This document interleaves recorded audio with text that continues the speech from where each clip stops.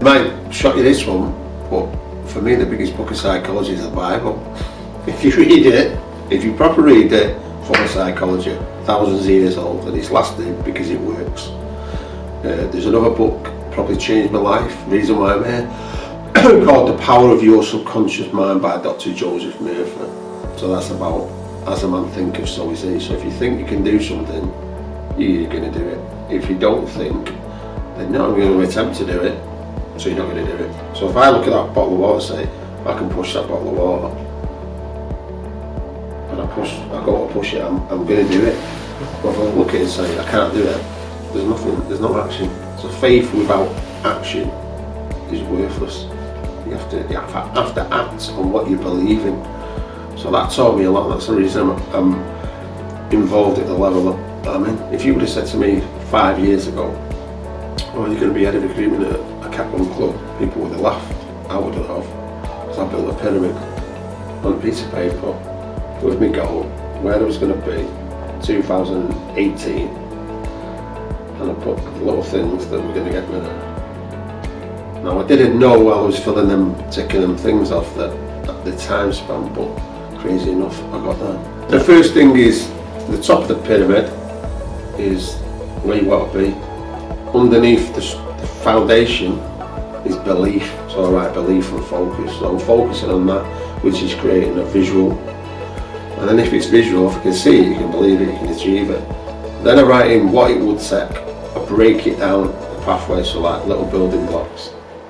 And then they're my individual goals, and I put the time span. So if it's 2018, it's 2016, I'll cut that down to months, or 6 months, or 3 months. And then I'll put the blocks in. So 1 was advanced youth award, 2 was going visiting other coaches, 3 was doing more study visits and stuff like that, reading certain books. But also the basis of that I mixed in spending more time with my family, cutting off from football, because otherwise they're leaving up and cheer up and you won't be productive. It's always worked for me. I've done 3 pyramids so far. Yeah, otherwise you can just swim and you don't know where you're going. Yeah. But if you see where you're going in your own mind, and that's what I learned from the power of your subconscious mind. There's the stories that people use to write a check out to themselves $1 million and pin it to the ceiling in the bed, so every day they wake up they're seeing this check, and then one day I'm going to cash that check, and it happens because constantly, subconsciously, which we don't know, we're reminding ourselves of that goal. And with triangles, we have this thing with remembering triangles. So what do we talk about in football all the time? Formations. What's Guardiola's formation is 2-3-5. If you join all the dots together, it's actually a triangle. Mm-hmm. If you're defending, what does Guardiola do? 4-3-2, 4 at the back, 3, and then a 2. Then it's a triangle that way. Art of war. Defending, divide and conquer, attack, overspill and overswell.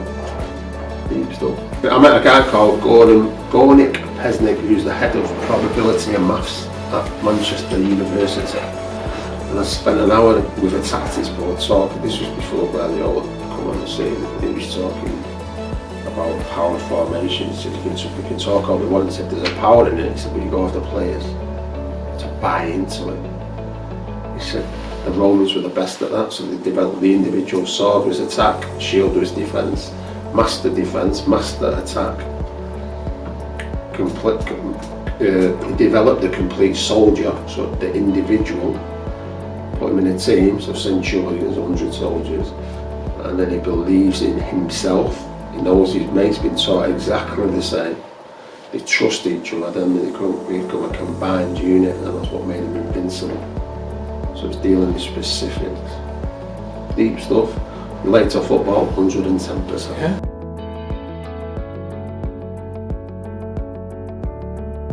I wouldn't fill it in for her. I'd tell her to find out herself. So divide it into blocks. How many blocks do you want? What's your keystones? So the corner bit's the most important, it's a keystone. For me that's family, and that one some people haven't got family. But also in this corner, your keystone is rest. You've got to rest and meditate. But sometimes, listen, I'm open about this, but I've had mental illness, mental breakdown through football, through a job and circumstances, and I bounced back from it. But one thing I learned is, off the best coaches who I spoke to, listen, 40 hours, if you're good at your job, you'll be able to do 40 hours and be productive. you start doing 60, 70, and that's what happened. So I'd say rest, family, patience is absolutely fundamental. Be patient. So I see so many young coaches now, they want to do this, they want to do that, they want to do that, and for me, can you get us a job here, can you get us a job there? And why? What's wrong with where you are now?